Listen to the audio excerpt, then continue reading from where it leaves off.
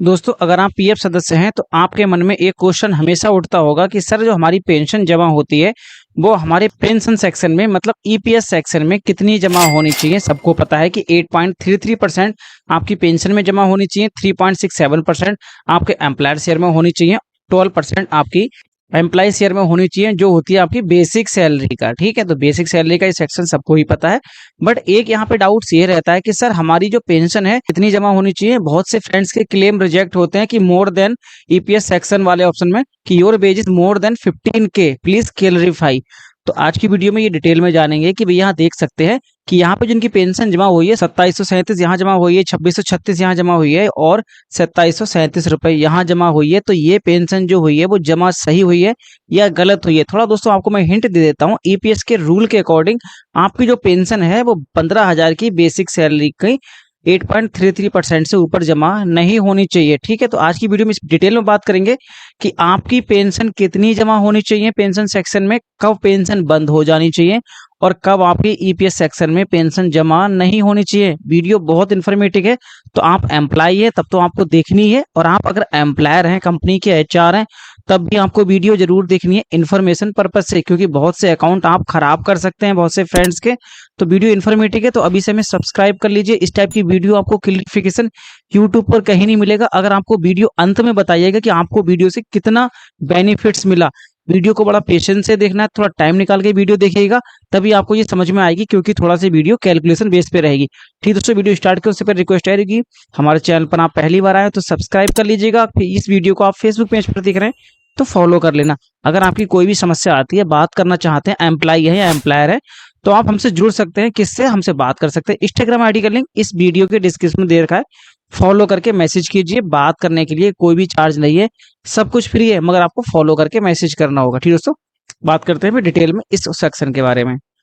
तो दोस्तों सबसे पहले बात करते हैं एम्प्लॉय बेस पे कि अगर आपको अपनी पासबुक देखनी है, अपनी पेंशन का ऑप्शन देखना है, तो आप लॉग इन कैसे करेंगे। आप एम्प्लॉयर हैं, आपको पता ही है। एम्प्लॉय के लिए जानकारी देते हैं।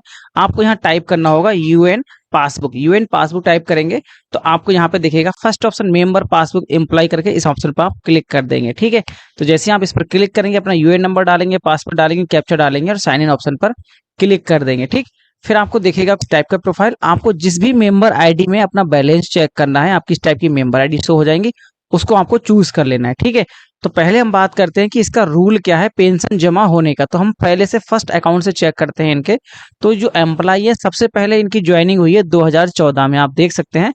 तो उस टाइम पे इनका जो पीएफ का पैसा जमा हो रहा था वो जमा हो रहा था मात्र 1135 रुपए की बेसिक सैलरी थी। और जैसे अब जो कॉम जॉब कर रहे हैं, वो आप ये देख सकते हैं कि जो इनकी बेसिक सैलरी है वो कितनी ज्यादा इंक्रीमेंट हो चुकी है, बढ़ चुकी है। 32,859 रुपए हो चुकी है। मतलब 1100 रुपए की बेसिक सैलरी से 32,000 प्लस बेसिक सैलरी हो चुकी है। ठीक है, अब बात करते हैं ईपीएफ के फर्स्ट रूल के हिसाब से कि आपकी बेसिक सैलरी के हिसाब से आपका पेंशन में जमा होना चाहिए या नहीं होना चाहिए। ठीक है, बड़ा ध्यान से पेशेंस से देखना है वीडियो के लिए। दोस्तों यहाँ देखते हैं इनकी 2014 में जो ज्वाइनिंग हुई, तो इनकी जो बेसिक सैलरी थी वो 1135 रुपए थी। ठीक है, तो 1135 का आप 8.33% निकालेंगे, लगभग 95 रुपए आएगा। ठीक, तो पहला नियम ये कहता है कि आप अगर कभी भी ईपीएस के मेंबर बने हैं, मतलब पेंशन जमा हुई है, तो आपकी लाइफ टाइम पेंशन जमा होगी ही होगी। ठीक है, क्या नियम था कि आपकी अगर 15,000 से कम की सैलरी रही बेसिक सैलरी और आप एक बार पेंशन के मेंबर बन गए,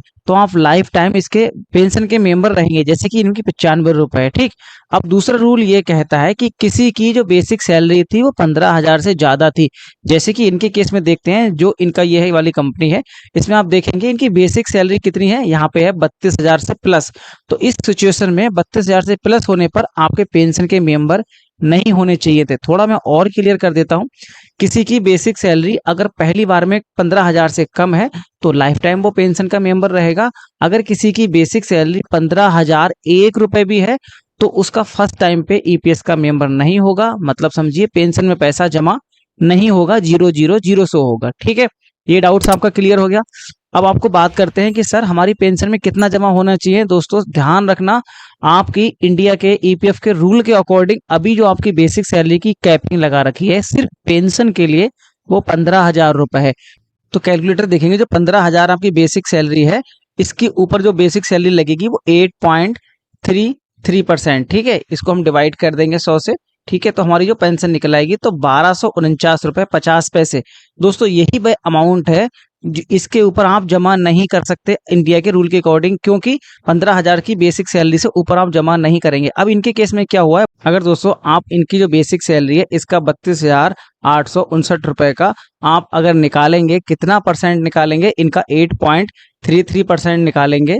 ठीक है, तो इनका निकल के आएगा कितना रुपए, आप यहाँ देखेंगे 2737 रुपए, जो कि इनका यहीं जमा हुआ है 2737 ईपीएफ के नियम के हिसाब से। ठीक है, क्योंकि आपका 8.33% ही जमा होना है, मगर क्या है आपकी जो कैपिंग लगा रखी है वो जमा होगा सिर्फ और आपके 15,000 से ऊपर आप नहीं जा सकते। 15,000 की बेसिक सैलरी लगाएंगे, ठीक है, उसका 8.33% करेंगे तो इसका आपका सिर्फ और सिर्फ इतना ही जमा होगा, 1249 रुपए 50 पैसे, मतलब 1250 रुपए से 1 रुपए जमा ऊपर नहीं होगा। अब करेंगे कि अगर किसी की ये सिचुएशन आ चुकी है कि भाई पेंशन ज्यादा जमा कर दिए तो करना क्या होगा। सर ये तो हो गई भाई, ठीक है, आपने बता दिया कि पहला नियम कि 15,000 से अगर 1 रुपए भी कम है, ठीक है, या 15,000 रुपए ही है तो आप पेंशन के मेंबर रहेंगे। दूसरा नियम, आपकी अगर बेसिक सैलरी 15,001 रुपए भी हो गई, ईपीएस के मेंबर नहीं रहेंगे, मतलब पेंशन के मेंबर नहीं रहेंगे। कब, फर्स्ट टाइम पे, पहली बार में रजिस्ट्रेशन हुआ है, पहली बार यूएन एक्टिवेट हुआ है, या पहली जॉब की है, तब ये सिचुएशन हुई।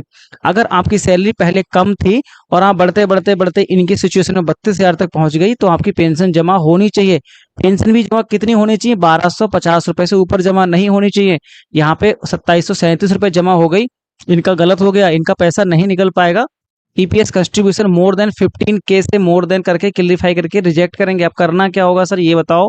करना आपको ये है, आपको एक फॉर्म 3A लेना पड़ेगा।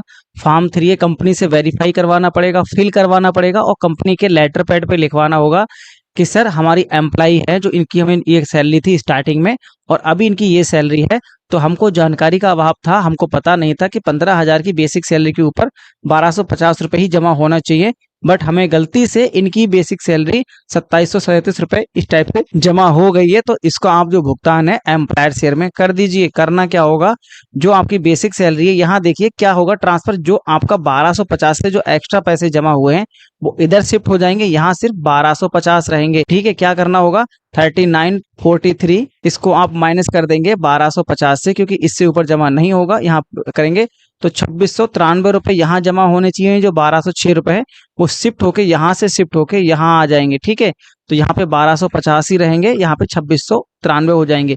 ये नियम ध्यान रखना है किसी एम्प्लॉय को और एम्प्लॉयर को दोनों के लिए कि 1250 से ऊपर जमा 1 रुपए जमा नहीं होगा। अब दूसरा क्वेश्चन होगा कि सर क्या हम ईपीएस में ज्यादा पेंशन जमा करवा सकते हैं। जी नहीं, आप नहीं करवा सकते जब तक आपकी बेसिक सैलरी 15,000 की कैपिंग पर लगी हुई है। गवर्नमेंट इसको अगर 18,000 कर देती है, 21,000 कर देती है, तो उसकी 8.33% की जो भी वैल्यू आएगी वो आप जमा कर सकते हैं। फिलहाल आप 1250 से ऊपर जमा नहीं कर सकते। तो ये हुआ इसका फर्स्ट रूल, जो बहुत महत्वपूर्ण था, बहुत से एम्प्लॉयर को नहीं पता होता। अब एक इसका बेसिक रूल और होता है कि 58 साल के बाद आपका जो पेंशन में पैसा जमा होता है उसमें आपका पेंशन जमा नहीं होगी। ध्यान रखना, अगर कोई ऐसा एम्प्लॉय है जो 58 साल की एज हो कर रहे हैं और उनका पीएफ में जमा हो रहा है, तो पीएफ तो उनका जमा होता रहेगा, ये सेक्शन जमा होता रहेगा, ये सेक्शन जमा होता रहेगा एम्प्लॉयर का, एम्प्लॉय का, मगर पेंशन का 000 होना चालू हो जाएगा। ध्यान रखना है। फिर वो पैसा कहाँ जाएगा सर, वो जाएगा पैसा आपके एम्प्लॉयर शेयर में। एम्प्लॉय का तो 12% यहाँ आ जाएगा और एम्प्लॉयर में भी 12% आने लगेगा। 58 साल के बाद ये ऑप्शन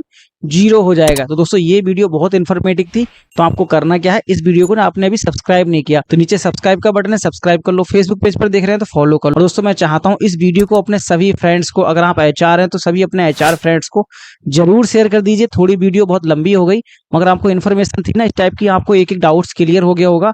तो वीडियो को ज्यादा से ज्यादा शेयर करना उन सभी पीएफ फ्रेंड्स को जो आपके कलीग्स हैं ग्रुप में, क्योंकि ये जानकारी पता होनी चाहिए, वरना आपका एक सपोर्ट उनके पीएफ को फंसाने से रोक सकता है। उनकी मेहनत का पैसा बच जाएगा, वरना आप पीएफ ऑफिस के चक्कर लगाते रहेंगे, कुछ भी सोल्यूशन नहीं हो पाएगा। तो आपका एक सपोर्ट, आपका एक शेयर अपने फ्रेंड्स के लिए बहुत महत्वपूर्ण जानकारी देगा। दोस्तों हम मिलते हैं इस प्रकार की और भी इन्फॉर्मेटिव वीडियो के साथ। आपका कोई भी समस्या हो, कोई भी डाउट्स हो तो हमसे बात जरूर कीजिएगा। एपीएफ मनोज ज्ञान इंस्टाग्राम आईडी का नाम है। फिर उससे मिलते हैं नेक्स्ट वीडियो में। Thanks for watching. आपने सब्सक्राइब ना किया हो तो एक सब्सक्राइब और लाइक जरूर करना है।